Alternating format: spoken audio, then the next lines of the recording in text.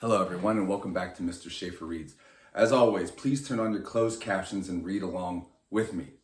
This channel is devoted to reversing the effects of brain rot and to preserve the future from wandering bands of barbarian hordes whom nobody ever took the time to teach the art of reading to.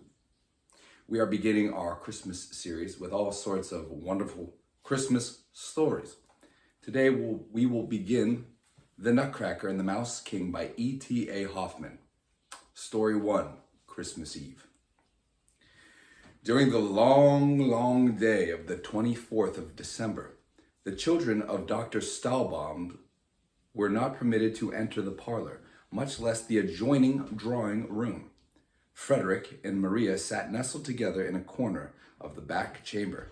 Dusky twilight had come on, and they felt quite gloomy and fearful, for, as was commonly the case on this day, no light was brought into them.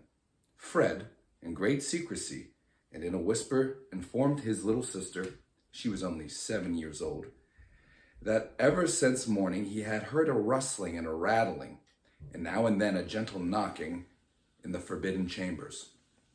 Not long ago, also, he had seen a little dark man with a large chest under his arm gliding softly through the entry, but he knew very well that it was nobody but Godfather Drosselmeyer.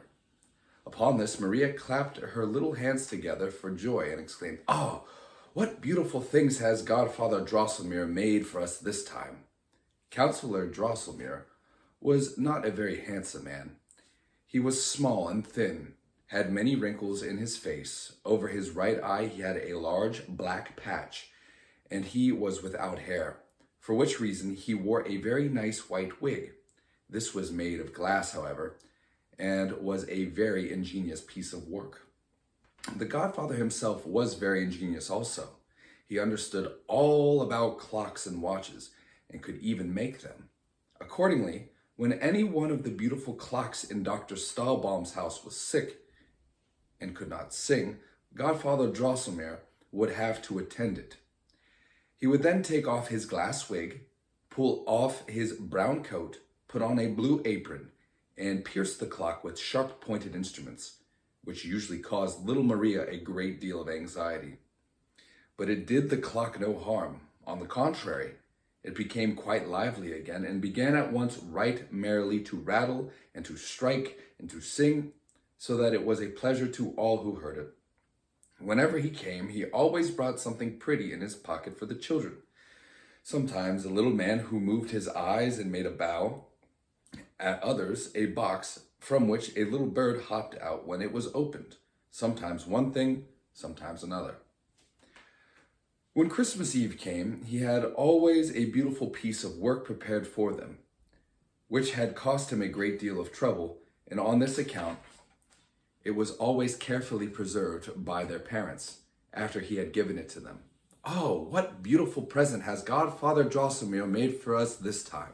exclaimed Maria. It was Fred's opinion that this time it could be nothing else than a castle in which all kinds of fine soldiers marched up and down and went through their exercises.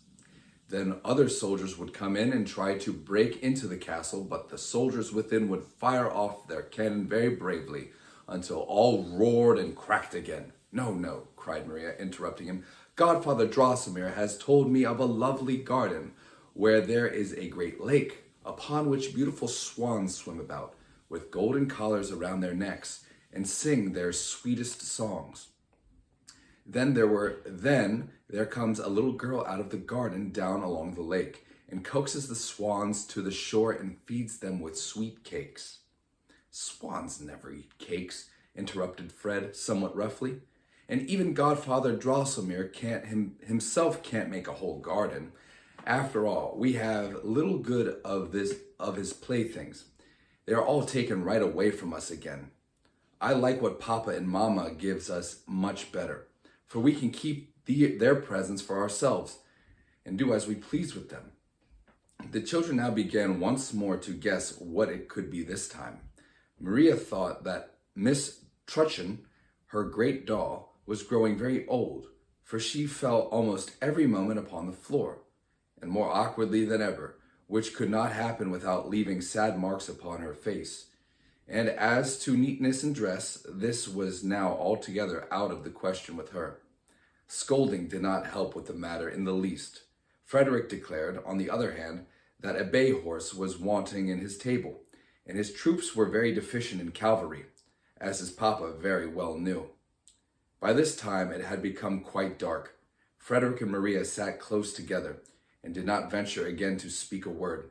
It seemed now as if soft wings rustled around them, and very distant but sweet music was heard at intervals. At this moment a shrill sound broke upon their ears. Cling, cling, cling, cling. The doors flew open, and such a dazzling light broke out of the great chamber that, with the loud exclamation, "Ah, ah!" the children stood fixed at the threshold. But Papa and Mama stepped to the door, took them by the hand, and said, "Come, come, dear children, and see what Christmas has brought you this year."